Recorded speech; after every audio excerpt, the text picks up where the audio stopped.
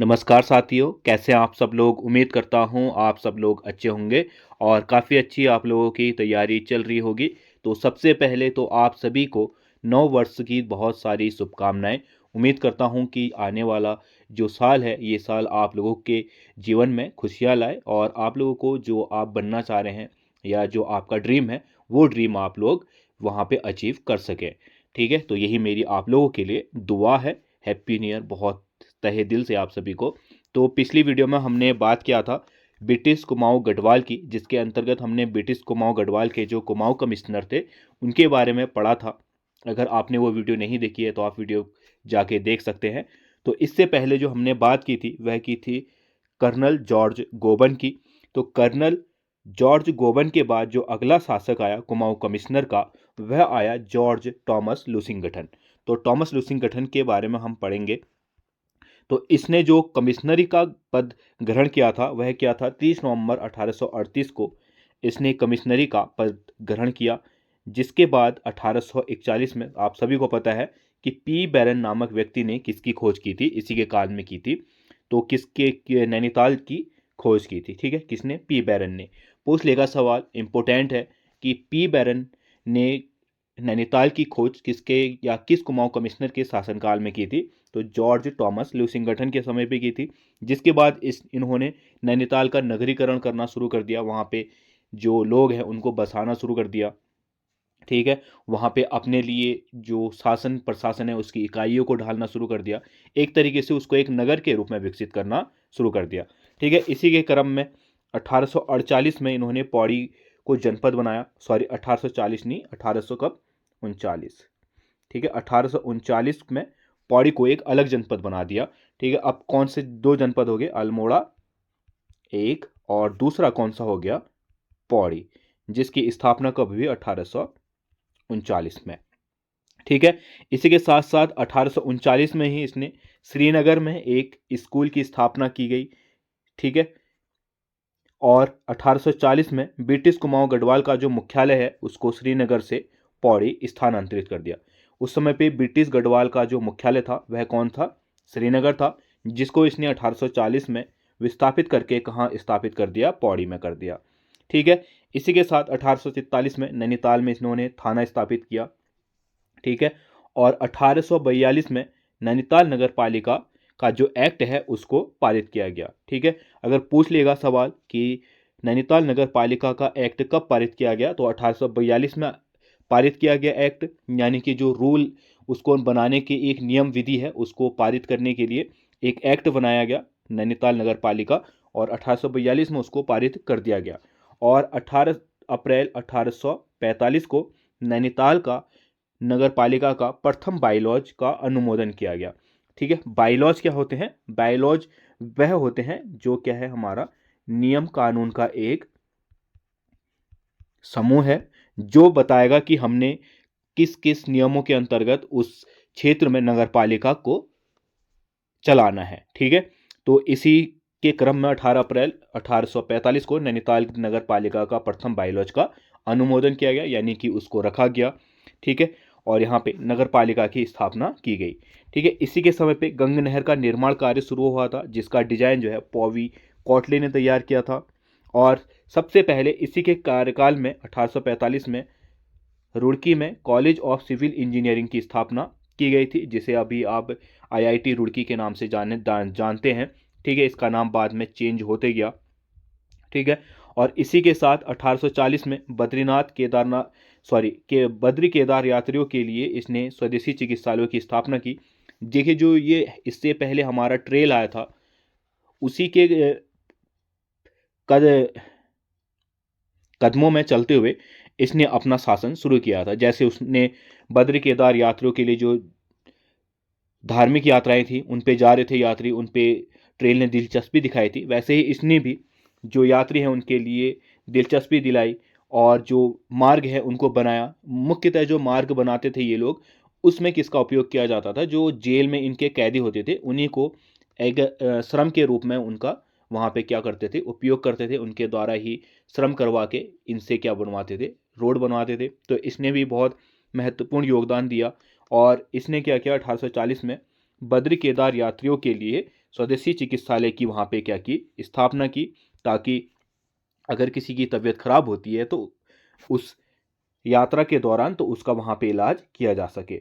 ठीक है, इसी के शासनकाल में उत्तराखंड की नहीं बल्कि भारत की सबसे पहली मालगाड़ी यानी कि रेलगाड़ी, ठीक है, जो कि क्या थी, एक मालगाड़ी थी, वह चलाई गई थी।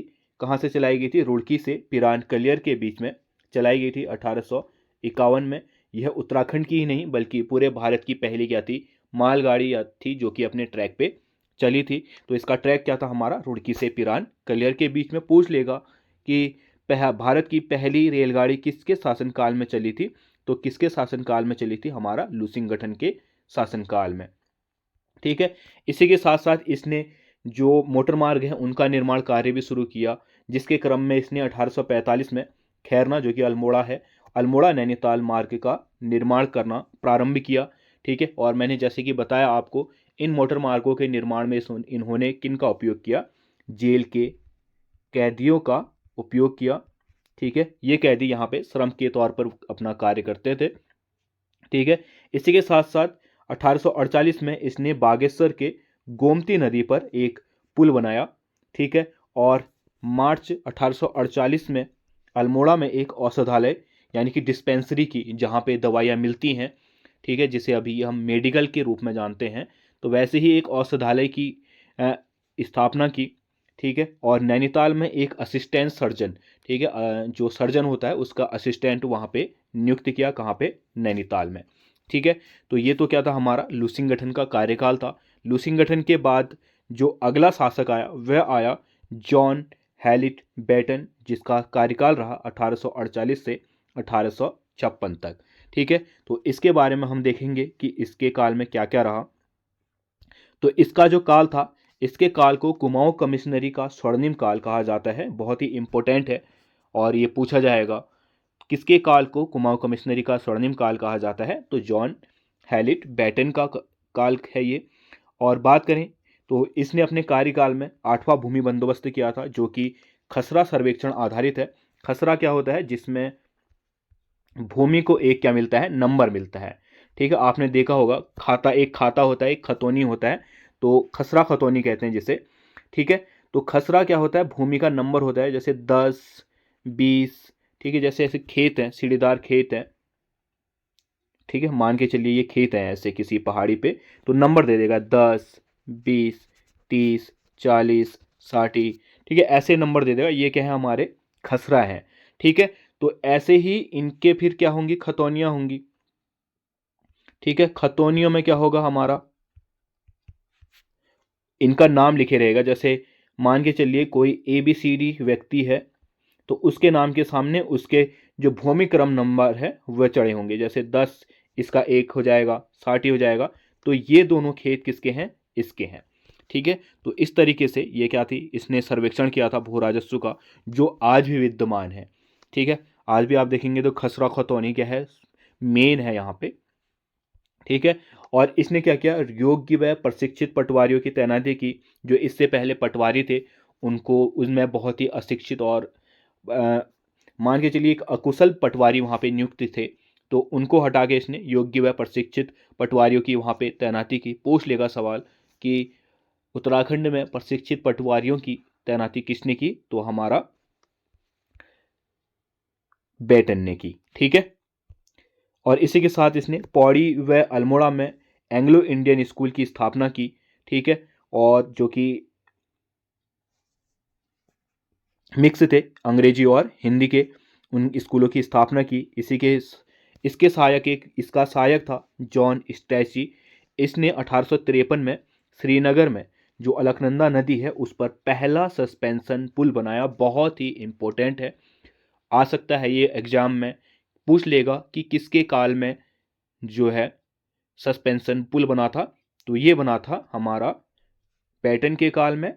और किसने बनाया था पहला सस्पेंशन पुल, जॉन स्टैची ने बनाया था श्रीनगर में अलकनंदा नदी पर। ठीक है, और अगर बात करेंगे इसके बजट की, तो उस समय के 8-9 हज़ार करीबन का ये बजट था इसका, जिसमें से चंदा और इसने जो स्टैची है इसने अपने मित्रों से व सहायकों से पैसे लेकर इस पुल का निर्माण किया था।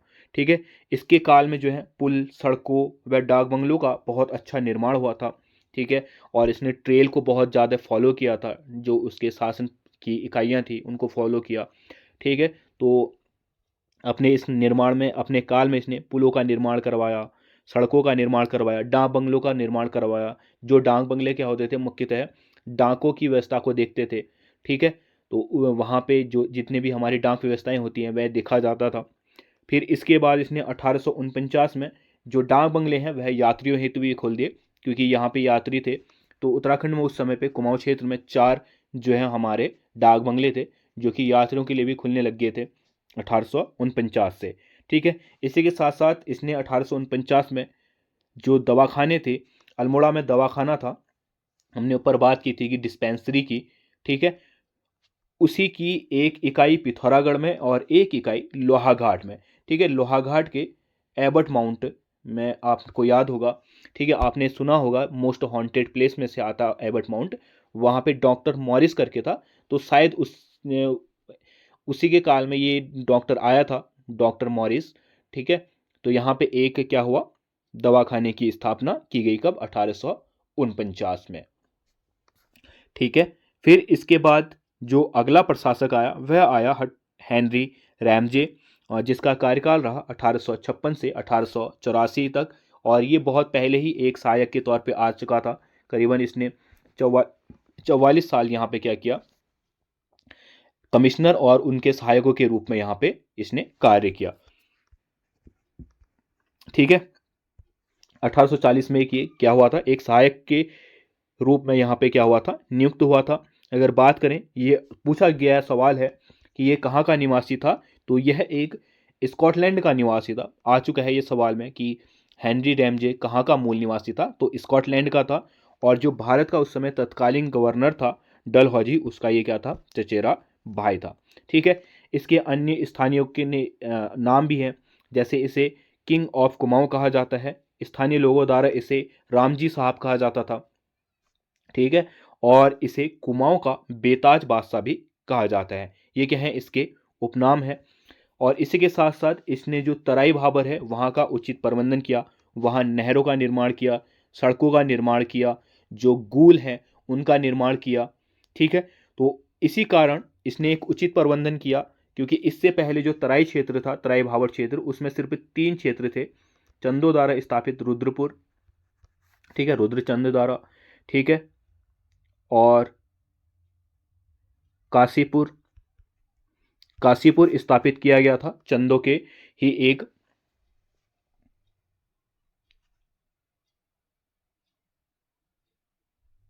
सहायक द्वारा। ठीक है। काशीपुर की स्थापना की गई थी। इसी के साथ बाज बहादुर चंद ने बाजपुर नामक जो तराई क्षेत्र है उसकी स्थापना की थी। तो ये कुल 3 ही क्षेत्र थे जहाँ पे तराई क्षेत्र वहाँ पे विकसित था। उसके अलावा यहाँ पे जंगल था, लोग यहाँ पे जाने से डरते थे, क्योंकि मलेरिया बहुत ज़्यादा क्या था, विद्यमान था। ठीक है। ऊपर से जंगल।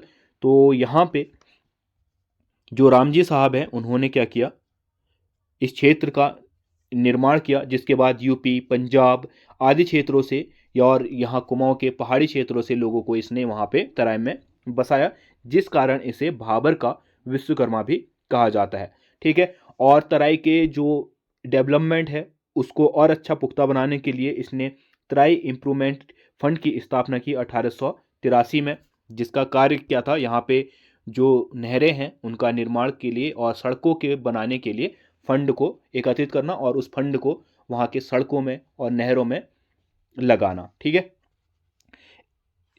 इसने उत्तराखंड की धरती पर पहली बार 1858 में नैनीताल में एक चर्च की स्थापना की। ठीक है। पूछ लेगा कि पहली चर्च कब बनी थी उत्तराखंड में, तो 1858 में बनी थी। कहाँ पे, नैनीताल में। इसी के साथ इसने 1858 में वनों की ठेकेदारी प्रथा को समाप्त किया। ठीक है। इससे पहले जो वन कटान था, या वन थे, वह ठेकेदारों को मिलते थे, जो कि अंधाधुंध क्या करते थे, पेड़ों का कटान करते थे। इसने 1858 में उस प्रथा को ही समाप्त कर दिया। और इसने जो आते ही अपने काल में अगर सबसे बड़ा कार्य जो किया था, आते ही इसने कुष्ठ रोगियों पर बहुत अच्छा ध्यान दिया। ठीक है। उस समय जो कुष्ठ रोगी थे बहुत प्रताड़ित थे समाज द्वारा। ठीक है। समाज द्वारा कहें या उनके परिवार द्वारा कहें, तो जैसे ही किसी को कुष्ठ रोग होता था तो उसके ही घर वाले उसको क्या कर देते थे, एक समाज से, अपने घर से उसको अलग कर देते थे।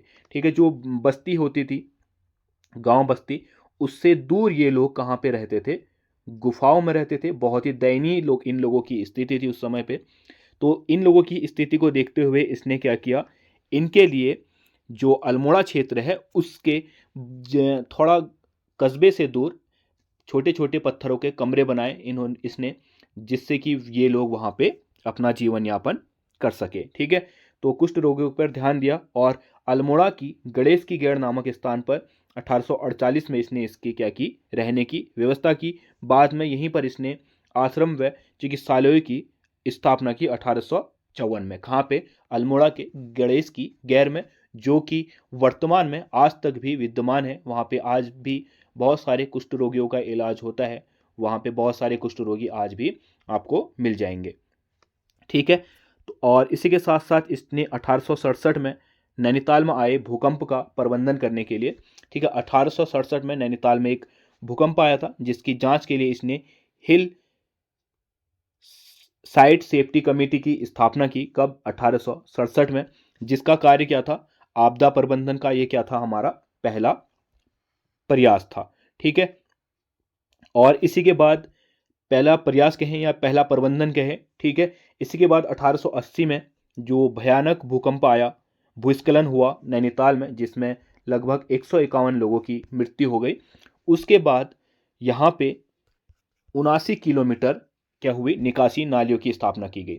ठीक है, यानी कि जितने भी वहाँ पे मकान हैं उनकी नालियों, उनको इस तरीके से वहाँ पे नालियाँ बनाई गई जिनसे उनकी निकासी या घर का जो भी पानी है वह निकल के कहाँ चले जाए, एक एकत्र हो जाए। ठीक है, और जो नहर है, नैनीताल नहर, उसका भी पानी जिस समय उसमें जलभराव ज़्यादा हो, नालियों के माध्यम से उसका निकासी की जा सके। ठीक है, तो ये क्या था, 89 किलोमीटर की इन्होंने क्या बनाई, नालियाँ बनाई, जो वर्तमान में विद्यमान है वहाँ पे। ठीक है, और इसी के साथ साथ इन्होंने नैनीताल में जो सीढ़ीदार खेत हैं उनको बनाने में प्रतिबंध लगाया। ठीक है, अगर वर्तमान की बात करें तो वर्तमान में तो नैनीताल में कोई ऐसा कंस्ट्रक्शन ही क्या है, वहाँ पे बैन है। अब वहाँ पे कंस्ट्रक्शन फुल हो चुका है, वहाँ पे अब कोई कंस्ट्रक्शन का कार्य या फिर घर बनाना ये सब चीज़ें नहीं हो सकती हैं। ठीक है, क्योंकि बहुत ज़्यादा वो क्या है, खतरे की एक तरीके से।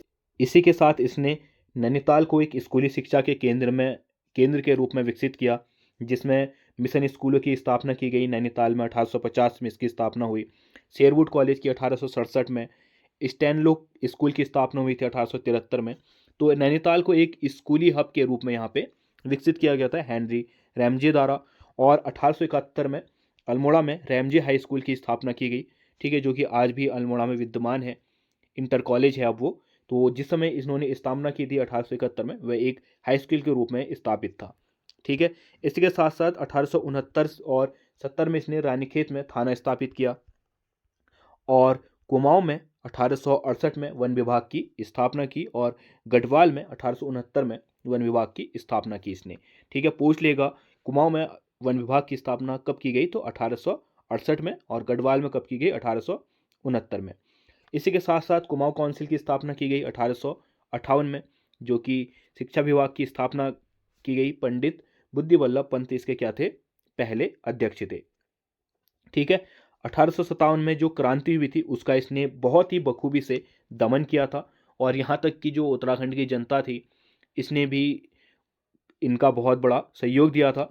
इसमें जो मुख्यतः 1857 की क्रांति थी उसमें एक ही नाम आगे था उत्तराखंड से, कालू सिंह मेहरा व इसके साथी। ठीक है, तो कालू सिंह मेहरा जो थे उत्तराखंड के पहले क्रांतिकारी थे।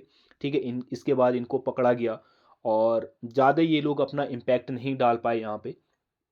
ठीक है, इनको तुरंत पकड़ लिया गया और इनको अन्य जो कालू सिंह मेहरा हैं इनको बहुत सारी जेलों में भेज दिया गया था, इनके साथियों को बंदी बना लिया गया था। तो सब पकड़े गए थे और ज़्यादा कुछ उत्तराखंड में 1857 की क्रांति का परिणाम दिखा नहीं, क्योंकि जो रैमजे था उसकी जो इमेज थी उत्तराखंड के निवासियों के बीच वह बहुत ही अच्छी थी। मैंने बताया था ऊपर की उत्तराखंड के निवासी इसके क्या कहते थे, रामजी साहब। ठीक है, तो एक तरीके से यहाँ पे ये घुल मिल गया था, स्थानीय भाषा भी बोलने लग गया था, तो बहुत ही ज़्यादा इसका व्यवहार अच्छा था, जिस कारण यहाँ पे इतना इम्पैक्ट पड़ा नहीं। ठीक है। और इसी दमन के बाद इसने क्या किया, जो गोरखा थे उनको भर्ती करके एक रणवीर सेना की इसने क्या की, स्थापना की, गठन किया। ठीक है। 17 सितंबर को अगर इस जो क्रांति है 1857 की उसकी बात करें तो इसका इम्पैक्ट सिर्फ इतना ही पड़ा था जो तराई क्षेत्र उसमें पड़ा था। ठीक है। 17 सितंबर 1857 को जो काले खां था उसके नेतृत्व में 1800 लोगों ने हल्द्वानी पर कब्जा किया, जिसके बाद उसी क्षेत्र में हल्द्वानी में कप्तान मैक्सवेल जाता है और 18 सितंबर 1857 को उस पर, हल्द्वानी पर पुनः कब्जा प्राप्त कर लेता है। ठीक है। 16 अक्टूबर को पुनः विद्रोहियों द्वारा हल्द्वानी पर कब्जा हो गया और जिसके बाद हेनरी रैमजे क्या करता है, गोरखों को बुलाकर रणवीर सेना का गठन करता है और हल्द्वानी क्षेत्र को क्या करता है, वहां पे मुक्त करता है। ठीक है। और इस क्रांति के बाद हेनरी रैमजी ने कुमाऊं कमिश्नरी में मार्शल लॉ लागू कर दिया, यानी कि आप यहाँ पे सेना का लॉ क्या होगा, लागू होगा। ठीक है। और इसने क्या किया, लाइसेंस नीति का विरोध किया। 1874 में अधिसूचना जिला अधिनियम लागू हुआ था उत्तराखंड में, और राजस्व पुलिस की शक्तियों का इन्होंने संशोधन किया। सिंचाई, घराट व गुल अधिनियम लाया गया और कुली बेगार प्रथा को इसने क्या किया, यथावत रखा था। ठीक है। इसके बाद जो अगला शासक आया फिशर, इसके कार्यकाल में ऐसा कुछ खास है नहीं। ठीक है।